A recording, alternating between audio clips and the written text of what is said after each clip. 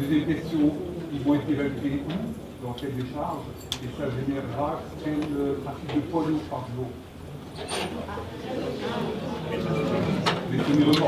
On est à 30 000 mètres cubes en termes journaliers de... 38, ça va.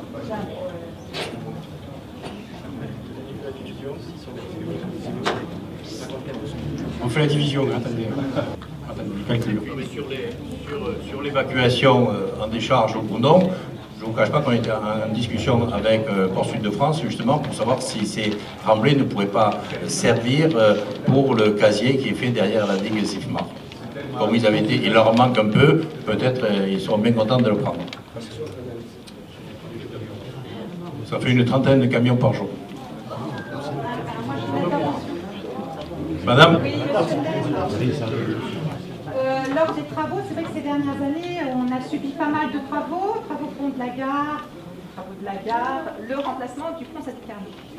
Et effectivement, c'est pour ça que je vous posais la question sur le schéma circulatoire, parce qu'en fait, il y a eu beaucoup de déviations à cette époque, et notamment effectivement aux alentours. Il y a eu des bus qui ont été déviés, il y a eu beaucoup de camions.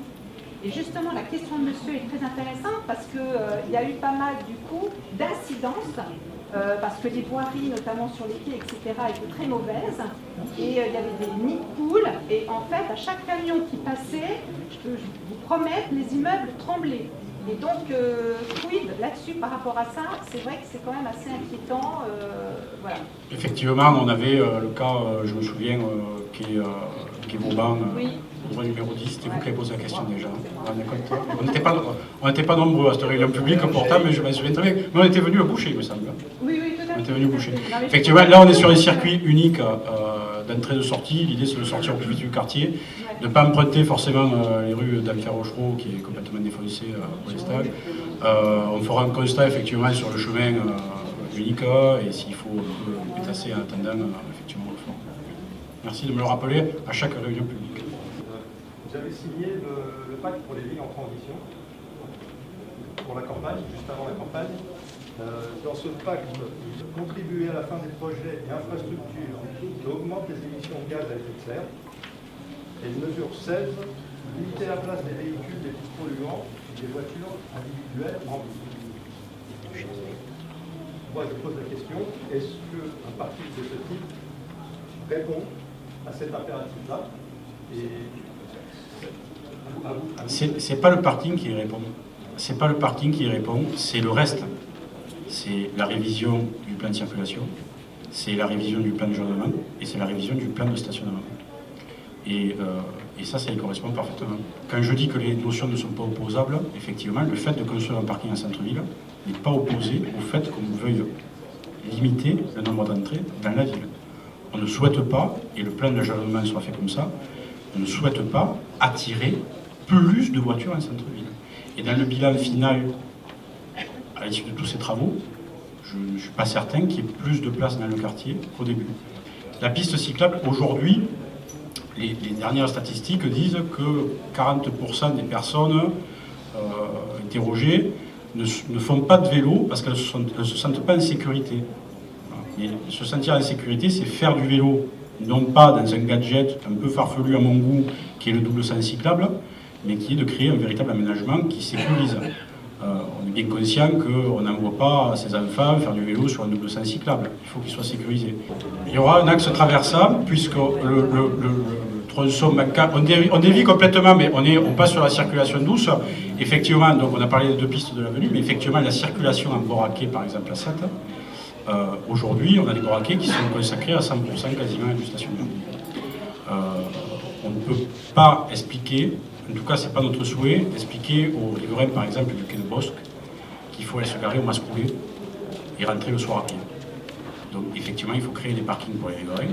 Par contre, le seul moyen de faire une piste cyclable sur le quai de Bosque, puisqu'elle a double sens, c'est une voie circulée à double sens où on ne peut pas supprimer un sens de circulation, mais c'est de supprimer complètement le stationnement.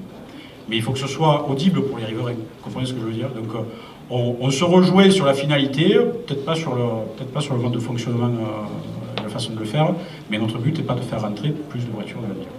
Et en tout cas, d'inciter, et cet axe traversant, il est essentiel en Boraquet. Un parking, ça, profite essentiellement aux gens qui ont une voiture. Donc, des plus Ou une moto. Voilà. Donc, les plus démunis, par définition, n'ont pas de voiture. Le parking est utilisé non seulement par les gens qui ont une voiture, mais par les gens aisés qui ont une voiture. Alors, pour être plus concret, pour être plus direct, est-ce qu'il n'y a pas moyen de prévoir un dispositif pour les gens qui ne pourraient pas payer le parking, qui ne pourraient pas payer le stationnement? En fait, c'est quand même un stationnement de vitesse, c'est-à-dire des gens qui peuvent payer sont en ville, et des gens qui ne peuvent pas payer sont en ville. Celui qui ne peut pas du tout payer, il va au Mascoulet, il marche 1 kilomètre pour aller dans les halles. Celui qui peut payer un peu, il ira dans le parking de l'avenue Victor Hugo. Celui qui est très aisé, il ira se garer sur le parking sous le canal. Et celui qui est encore plus aisé, il ira se garer au-dessus des halles. Parce qu'à chaque fois, les prix sont croissants. Donc je pense que tout le monde peut trouver son bonheur. Mais ce que l'on souhaite, nous, c'est essayer d'inciter les gens à laisser leur voiture ou au Mascoulet, ou ici, ou à Cayenne, et de marcher un peu. Il y a un problème d'eau, puisque la nappe phréatique est à 1,50 m. Vu que le canal royal, le parking, est inondé par des temps d'orage, mais inondé assez souvent, que risque-t-il de se passer sur celui-là pendant les travaux, quand on va, même si le confinement autour sera fait, quand on va creuser, donc il va y avoir de l'eau. Alors qu'est-ce qu'on va faire? Comment on va évacuer cette eau? Et comment on va empêcher qu'il y en ait, puisque la nappe sera dessous, comment on va empêcher que cette eau redescende? C'est une excellente question. Pour ces grands travaux, la population de ce quartier a été réunie combien de fois? La 12e. C'est la 3e, je crois. Écoutez, il y a des gens qui sont ici, qui habitent le quartier, qui n'ont jamais eu de convocation pour les journaux. Écoutez, il y en a, moi j'ai parlé avec eux devant. Il y a eu des réunions publiques, il y a eu l'action Cœur de Ville, puisqu'on l'a présenté durant l'action Cœur de Ville. Alors, effectivement, on a souvent de petites inondations, des inondations qu'on arrive à maîtriser sur le parking du canal. C'est pour ça d'ailleurs qu'on y fait les travaux. Il ne faut pas oublier que ce parking a 40 ans au canal. Aujourd'hui, s'il devait être reconstruit, on ne le construirait pas avec les techniques de l'époque, mais on le construirait avec cette technique-là.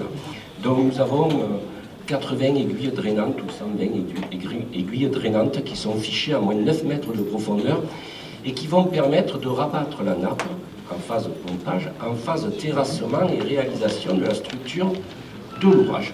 Voilà. Donc il n'y aura pas de problématique d'inondation du chantier pendant la phase chantier. Et lorsqu'il pleuvra, bien sûr, et qu'il y aura éventuellement de la pluie qui va remplir, je veux dire, les zones terrassées, les aiguilles drainantes vont fonctionner exactement de la même manière. Ensuite, on travaille aujourd'hui avec des techniques qui sont bien meilleures que celles employées il y a 40 ans, et nous n'avons pas aujourd'hui de problématique envisagée d'entrée d'eau dans ce parking. C'est pas parce qu'une nappe est à 1,50 m, voire 2 mètres par maximum, mais effectivement à 1,50 m, qu'elle va pouvoir traverser les parois en béton armé, les water stop et toutes les nouvelles techniques mises en place. Parce qu'il y a beaucoup de gens qui prenaient le train et qui se garaient à ce parking parce qu'ils habitaient loin de la gare et qu'ils ne voulaient, il y avait là un parking gratuit. Si on leur enlève cela, parce qu'ils ne sont pas des riverains à tarif riverain, ils doivent avoir des bus qui les amènent au premier train et qui peuvent leur permettre de revenir chez eux au dernier train, parce que la diminution de la circulation en ville passe par l'augmentation des transports en commun. Est-ce que, moi je vous oppose une question, mais c'est une remarque qui est très juste. Est-ce que tous les trajets que vous faites en voiture, vous vous posez la question avant et vous dites non, je prends le bus parce que ce trajet existe en bus? Ce que je veux vous dire, c'est que toutes les personnes qui viennent de se garer sur la place, vous dites personne ne vous dit qu'il n'y a pas de bus qui existe aux horaires où ils viennent se garer. Peut-être que ce bus existe déjà. On le vérifiera effectivement, mais on est sur un contrat de délégataire, là, le DSP Transport qui arrive à son terme, et effectivement, puisque ça va se négocier dans les prochains mois, effectivement, c'est une notion qu'il faudrait intégrer. C'est une remarque qui est au départ très juste, mais je ne pense pas que toutes les personnes qui viennent se garer pour prendre le train ne le font pas parce qu'ils n'ont pas envie de parler. Les